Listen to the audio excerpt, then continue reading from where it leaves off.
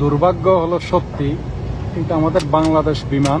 বিমানে মশা মারছে বিদেশি নাগরিক। 2 মাস আগে সেই ভিডিও সামাজিক যোগাযোগ মাধ্যমে আপলোড করে বিমানের সেবার মান নিয়ে ক্ষোভ ঝাড়েন এক বাংলাদেশি। এছাড়াও বিভিন্ন সময় বাংলাদেশ বিমানে যাত্রী হয়রানি, মালামাল খোয়া যাওয়া, টিকিট কালোবাজারি কিংবা ফ্লাইট বিপর্যয়ের মতো ঘটনা ঘটছে হরহামেশাই।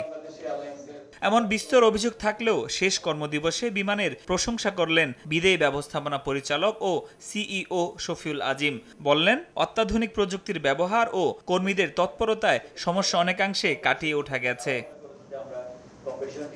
বুধবার নিজের শেষ কর্মদিবসে সাংবাদিকদের সঙ্গে মতবিনিময়ে তিনি বলেন, শিগগিরই চালু হবে লাগেজ ট্র্যাকিং। 3য় টার্মিনাল চালু হলে কেটে যাবে অনেক সংকট। এটা অলরেডি টেন্ডার হয়ে গেছে আমাদের, আপনি ট্র্যাক করতে পারবেন লাগেজটা কোথায় আছে, সেটা আমরা প্রায় শেষ পর্যায়ে আছি। 3rd টার্মিনালের জন্য আমাদের একটু অপেক্ষা করতে হবে, কারণ এখানে আমরা এই ফেসিলিটিসটা ইন্ট্রোডিউস করতে আসলে একটু অসুবিধা হবে। 3rd টার্মিনাল শুরু হয়ে গেলে আমরা এটা ফুললি শুরু করব। নগদে 500 টাকা বা তার বেশি পেমেন্টে পেতে পারেন ঢাকায় জমিসহ 20 কোটি টাকার পুরস্কার। বিশ্বের অন্যতম বৃহৎ এয়ারক্রাফট তৈরির প্রতিষ্ঠান এয়ারবাস থেকে যাত্রীবাহী এয়ারক্রাফট কেনার ইঙ্গিত দিয়ে বিমানের সিইও বলেন, এভালুয়েশন কমিটির রিপোর্ট এখন নেগোশিয়েট কমিটিতে পাঠিয়েছে বিমান বোর্ড। এখন তারা এয়ারবাসের সঙ্গে ডিল করবে।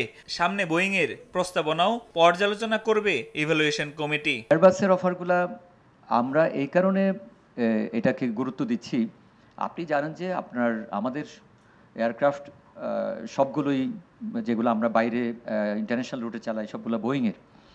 আমরা আস্তে আস্তে যেহেতু ফ্লিট বড় করছি, আমাদের যদি একটু ডাইভার্সিটি না আসে, যদি আমরা সিঙ্গেল সোর্সের উপর থাকি, তাহলে এটি একটা বিষয় হলো, একটা এয়ারলাইন যখন কাজ করে 2 ধরনের এয়ারক্রাফট থাকলে যাত্রীরা পছন্দ করে। এখানে বিমান গত 10 বছরের 8 বছরই লাভ করতে সক্ষম হয়েছে বলে জানান বিদায়ী কর্মকর্তা। লাস্ট 10 বছরে বিমান 8 বছরে লাভে ছিল।